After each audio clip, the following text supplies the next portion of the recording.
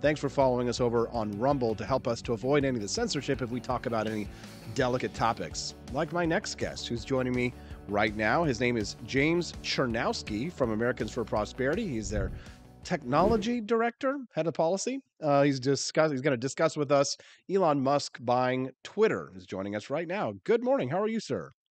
Good morning. I'm doing great. Thanks for having me. James, I appreciate you coming on the show this morning. I guess let's give us your take. What's your reaction to the news that Elon Musk is going to take over Twitter? Yeah, it's certainly been an interesting conversation to say the least, right? It feels like we've been on this emotional roller coaster with Elon Musk for the past several months now, where he was going to take over Twitter, then he was putting it on pause because of the bots, and then he was trying to sue them to make them give him the information that he wanted. And now with the turn of events and how things have been unfolding in the Chancery Court of Delaware, it seems like he doesn't really want to go and have any kind of deposition of himself with the Twitter lawyers. So he wants to have that deal taken care of. So that way, I think he can avoid some of that, which is, I think, good on average. I think that I've always held the position that Elon Musk buying Twitter was what was in the best interest of all parties concerned. So it seems like we're at least headed back in the right track here for a successful takeover for Twitter from Elon Musk. And I think that, again, that's a good thing for everybody. Now, what is it? I know you work for Americans for Prosperity. They're, a very liberty-leaning organization. That's why I like you guys, and I like to talk to you guys on my show because we love freedom here on the Wake Up America show. But I wonder, does AFP take a stance when it comes to censorship on social media or things like Section 230? And maybe you could kind of explain to us what that is. Yeah, sure. So basically, Section 230 is a law that was passed in 1996 as part of the Communications Decency Act.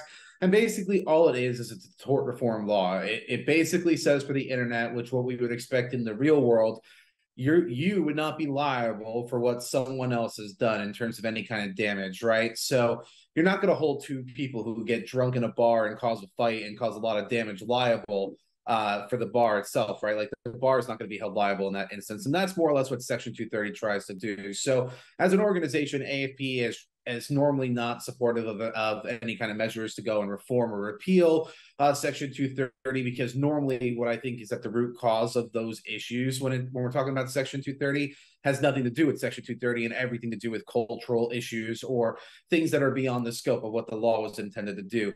Now, when it comes to censorship from the companies, I have no problem being a critic and yelling at them when they've made bad decisions. So for example, with the Hunter Biden story, which is I know is a very common example that many on the right would love to go and point to.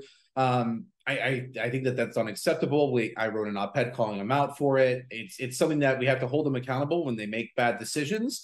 And that's really what matters more importantly than anything else. But at the end of the day, Section 230 is kind of important for empowering you and me to be able to express ourselves online.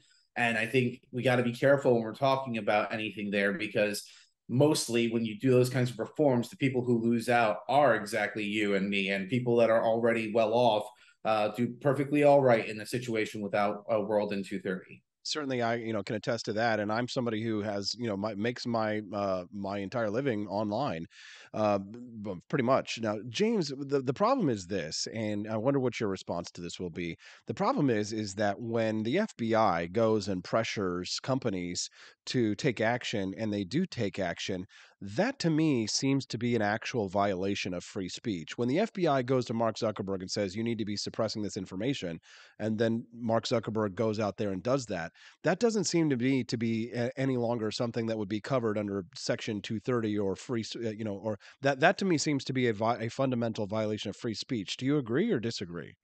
Yeah, so I think that there's a lot more going on with that. I think that obviously we want to discourage the government from wielding its force against companies. And at Americans for Prosperity, we certainly go and disapprove of government going and exerting inordinate amounts of pressure on these companies, because they're the only ones that ultimately have that extra cudgel of regulation or litigation to go and pressure these companies. And I think that that's wrong. We don't want to see that. But at the end of the day, I also think that what makes that particular state actor claim a little bit more difficult to prove out, legally speaking, is that at the end of the day, they are just asking the company to go and do it, and those companies may already be aligned or inclined to agree with those kinds of positions for a variety of reasons, where maybe their workforce might just be a little bit more liberal than conservative on average, which isn't surprising when you look at the demographics of how education works with respect to your political affiliations. So I think that there are other solutions there to tackle when it comes to trying to restore some balance, politically speaking, at those kinds of companies. But obviously, we never support the government trying to put inordinate amounts of pressure on these companies. So, like for example, with like the government when they're going and pinging Facebook about a Fauci parody account and saying to take that down, that's kind of ridiculous. Like I think that Facebook or other companies should certainly push back against those kinds of notions, right? I think that's beyond the scope of like a public health interest that the government has to want to make sure that they're providing the public and these platforms with authoritative information in that moment, but they need to be humble about what they know, right? If you're just tuning into the Wake Up America show, you can text us at 573-319-1586. If you have a question for James, send it in. Again, 573-319-1586. James Czerniawski is the Senior Tech and Innovation Policy Analyst at Americans for Prosperity.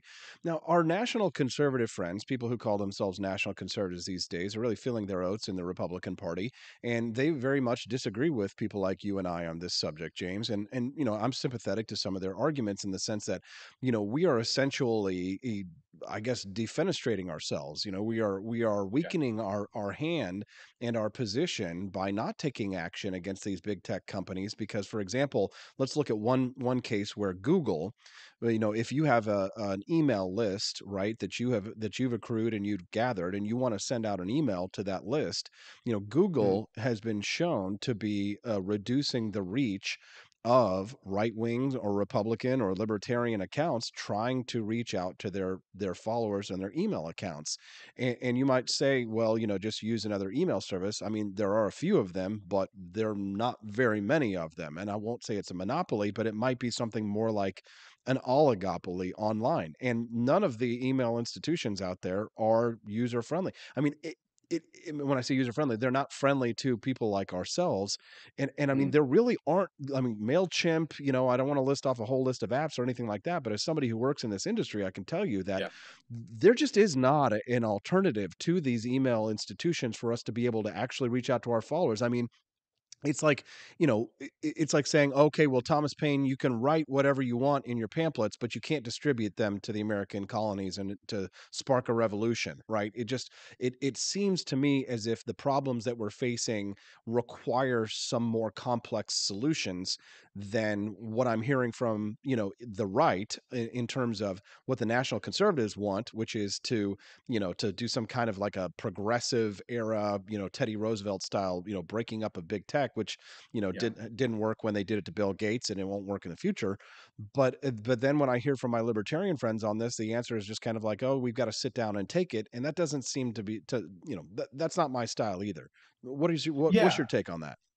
Yeah, so I think that when it came to that Google case study of emails, I think that it's important to note that many people, a lot of the reason why we see a lot of these those email donations, like kind of promo things getting put into spam for conservatives more so than like liberals, it's primarily because a lot of people have already flagged it on their own as being spammy in nature. Like, I don't know about you, but I'm not necessarily looking for political donation emails all the time. So they go right to trash for me personally. But a lot of people usually go and put it into spam on their own and mark it as spam. And then Google algorithmically will go and retain that, like, and try to adjust things moving forward. So I think that part of it might just be an oversensitivity problem, technology speaking wise, like where they just over index that. And that's something that could be just a byproduct. But that being said, like even Microsoft, let's say another email service provider that we could use, they tended to show a little bit of Democrat bias in terms of sending their stuff to spam. I think in general, because it's so easy to do things digitally, it decreases the cost that's associated with like going and sending out those kinds of emails. So it just creates a very spammy kind of nature of things. And I think we should be focusing on quality over quantity when it comes to donation emails, as a starting point, and also just looking at the kinds of language that we're using within our emails themselves to try to see what we can do. But then that being said, I think that it is important to go and call those companies out if you think that they are doing something wrong, and then taking it from there. The problem, in my opinion, with the national conservative slash populist wings of the conservative party here, is that they think that big government is the solution to big tech, and I think that it's the other way around. You need to be able to go and tackle that problem of big government in order to tackle the problem of big tech, because the bigger you get that government, the more reliant these companies are on trying to deal with that government apparatus. And we need to be able to redraw the lines between what the public sector can do with respect to the rights of the private sector and private enterprise being able to operate freely without pressure from government actors. Yeah, one of our listeners over on Rumble this morning says, I haven't flagged any emails for spam, and Google flags a lot of the emails from conservatives for spam. He says that he does think that your answer is a cop out. We do hear that a lot, James, and I do think I agree with you, Yep. but from a lot of people on the right that think that libertarians are not their friends on this issue.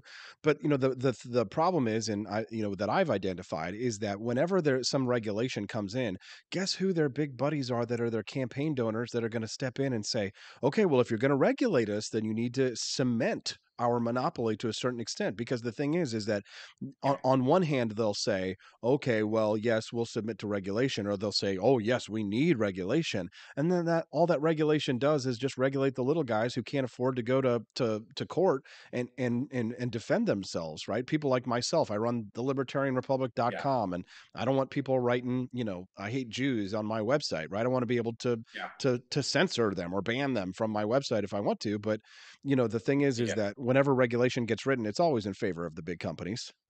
Yeah, that's why, it's not surprising when Meta, for example, had an entire ad campaign just flooding the internet saying that they were okay with reforming Section 230. It's not because, they can, that they're, supportive of that. They just want to cement their position to be able to afford all the compliance costs that come with it. Because not smaller companies can't go and do that. And normally the solution here is that they carve out based on size. But with the problem with the internet that's a little bit more unique than, let's say, an offline world, is that your ability to get to viral status and become a big success is actually a lot faster than in an analog context, right? So it's like looking at the evolution of TikTok, which I'm no fan of, but it's just a great example in the sense of like it went from being relatively unknown to just exploding and becoming like a world force of social media platforms in the past 3 4 years, if we're looking at it, right? And if we go and we put size caps on, all of a sudden it's like you hit this arbitrary threshold that's been set by the government, and congratulations, you've just won hundreds of thousands, if not millions of dollars in compliance, in your books all of a sudden. So I don't think that that's again the appropriate response when it comes to the email thing with it getting put to the spam, as your person said, it's a cop out. Again, I don't necessarily think that's the case. I do know that Google did go and petition for like a pilot program with the FEC to try to do something a little bit better there. So certainly looking forward to seeing what happens there. And again, I think that technology isn't perfect. I do think that these companies do have problems with the underlying technology. Algorithms are not perfect; they're made by humans who are imperfect and have their own personal biases. So again, I don't discount the fact that there might be a problem with the over indexing of certain kinds of emails into spam, right? I don't want to discount that.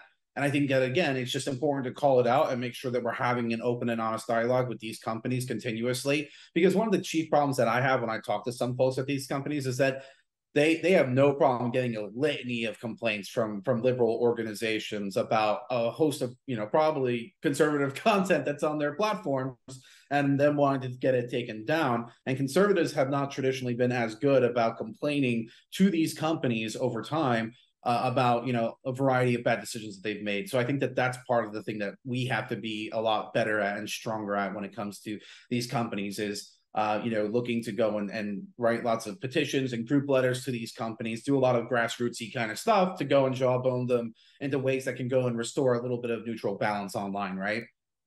Yes, absolutely. James Czerniawski from Americans for Prosperity. Thanks for joining us on your show today for the very first time. Great interview. Thanks for having me. Thank you very much.